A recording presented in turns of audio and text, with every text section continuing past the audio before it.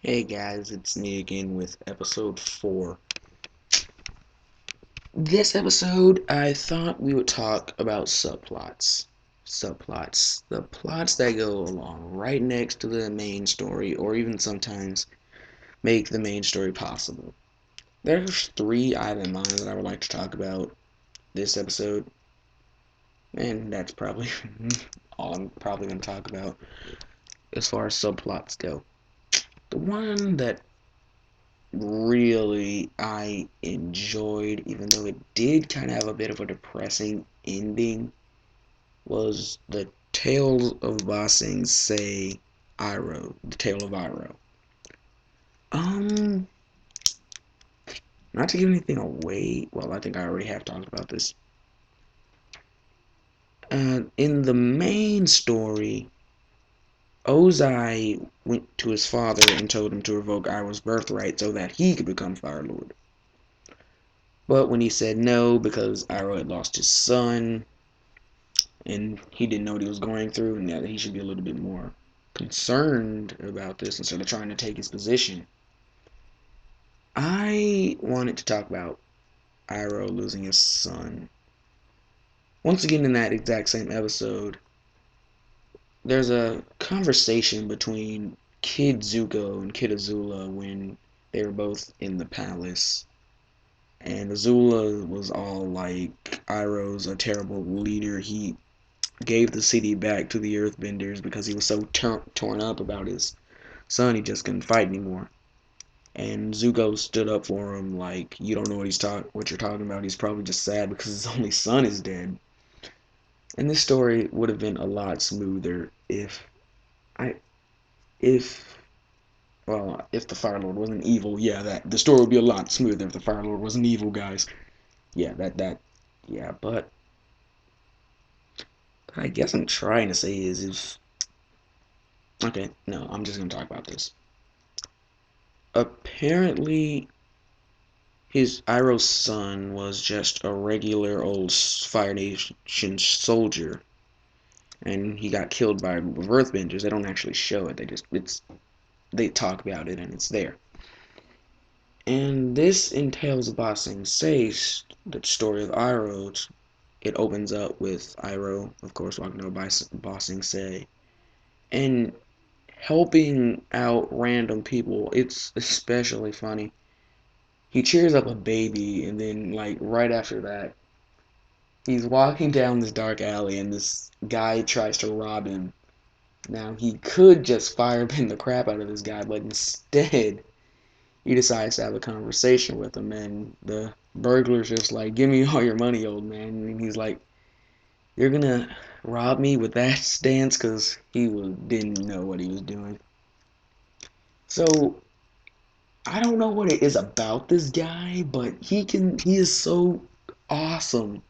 He can somehow talk a guy out of robbing him and to do something better with his life. That's why I kind of like Iroh. He can just, like, a guy could be robbing him with a knife, and he can somehow just talk him out of it. He could have kicked his ass if he wanted to, but he didn't. And there's also a scene where these kids are just playing out in the field and they break some guy's window. Iroh comes up and he's like, it's always better to admit your mistakes. But then the guy who owns it turns out to be like the Hulk or something. And he's just like, not this time, run. Iroh is one of my favorite characters in the show. I mean, he's just awesome. There's no other reason for it. But like I said, this has a really depressing ending because he goes up to the top of the hill, and you've been seeing him buy all these things throughout the story. He places them on top of the hill. He takes out a picture of his son, a candle, and then he just sits down and starts singing and crying. And this was, I swear to God, I watched this when I was a kid, and it was a real tearjerker because someone who's so Iroh crying about his son, you really feel emotionally, and that's the sign of a good show. When something happens to a character and you feel like emotionally connected, like you care if someone lives or you care if something goes wrong, that's kind of the mark of a good show. That's and that last bit towards the end, he just takes it out and he says "Happy birthday, my son," and it's all they play the sad music, and it was. If you've seen that short, you know how sad it was. What else? No, there's something else I wanted to get out. Another subplot. Because the Iroh thing is good in itself, but that's not just what I want to talk about in this video. What? I had it so clear in my mind. I'm like, I don't need to write this down. I'm gonna remember it, and as soon as I get here, I forget. And I wish I had written it down. But, stuff happens. What was it? Oh, yeah. Subplot. Uh, Appa's Lonely Days. Oh my god. That was, once again, it's one of the more depressing ones, but it has a happy ending. Like, it's the opposite. It's depressing throughout everything else, but happy towards the end. Well, not really, not really. It takes another episode for it to get happy, but this happens after Aang and everyone else gets out of the underground library and they're stuck in the middle of the desert. These sandbenders came and stole Appa while they were inside. And Toph, not being able to sandbend at the time, couldn't do anything about it. And what also was a really sad moment was when she was just holding up the thing and she said, "I'm sorry, Appa," and they just drug him away. That was kind of sad. I mean, I can understand you caring about a human being, but when you're upset about the animals in a show, that's also a really good sign that you have a good show on your hands. When you're upset with when you care about every character. Like, if this had happened to anyone, I would have cared. But you're like, oh no, Appa's just the animal they ride around on. No, I kind of like. He's awesome. He's a giant flying bison, which, given the laws of physics, would never be able to leave the ground. But he's just great. So they take him away and they sell him to the Fire Nation, which is weird. If you're at war with them, why would you be doing business? But anyway, they sell him and they put him in a circus. And the circus leader there is a typical Fire Nation jerk. But there's this one kid who comes along and sees Appa in a cage and they dressed him up like a clown. And he kind of reminds him of Aang. So anyway, they're like whipping in with fire and stuff in the big show, and the kid is just like, okay, forget this, just fly away, go away. And that's what Appa does, and he knocks the ringmaster out, and just now he's on his own.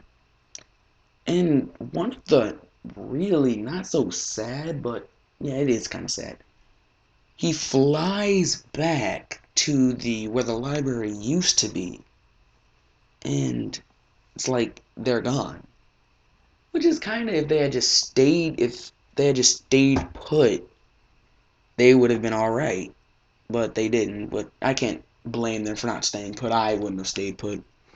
But yeah. So he comes back and he's just flying across the desert, thirsty as crap, because it's a desert. Oh no, there's something before that. They have him in the cage. He's rocking back and forth trying to get out. And the friendly mushroom, Sokka calls it, when Aang just got pissed and just dust cloud everywhere. Appa saw that and he knew it was Aang. He was trying to get out, but he couldn't. And I was like, just go, go, go, get to Aang, get to Aang. Everything's gonna be all right. Then no, they just take him away. So, oh my God, he comes across this farm and he sleeps in the barn, eating up all the hay and whatnot because he's hungry.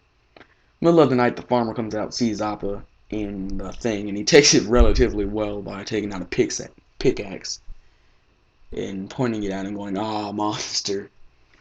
So Appa flies out of there, probably like destroying the roof of the barn, and just keeps going. And things start to get a little. No, they don't. No, they don't. So he's wandering the woods, and he comes across this, for lack of a better term, a porcupine. I swear to God, that's the running gag of the Avatar universe. They take two animals and just morph them into one. So he comes across a porcupine, gets spiked and whatnot. Then he just throws the thing to the side and it runs off. And he's still chained up from the circus, so he can barely fly. So what he does manage to do a flying, he finally makes it to Kyoshi. I swear to God, Kyoshi, which is okay. So he made it there. I don't know how long it took him. He was probably starving the entire time, but he makes it there, and that's when things look like they're gonna get a little better, but they don't, because they find him, they fix him up. Suki and the Kyoshi Warriors are like, yeah, we fixed him up, everything's great. We have to get him back to Aang. But then Azula shows up, which was out of nowhere. Because, well, yeah. So they fight, and that results in Suki getting captured and the rest of the Kyoshi Warriors getting captured. But Appa gets away, and he makes it to Ba Sing Se, where Aang and everybody is. And I'm like, okay, he's in Ba Sing Se. All they have to do is go out, and he's a giant bison. They can't miss him. It's gonna be a happy ending. They're gonna be reunited, yay! But no, the Dai Li chief, what, Long Fang, that's his name. Earth bends him underground, and they hold him there. But then it really gets happy in a few episodes later. This isn't directly after that. The Blue Spirit busts in, ready to kill Appa, but Iroh's like, no, you have to return him to the Avatar, because it's never clear what side Iroh is on. I don't know. He's on Iroh's side anyway. They let him go, and Aang, we cut to Aang and everyone else getting surrounded by these Dai Li agents, and you're like, oh crap, what's going to happen now?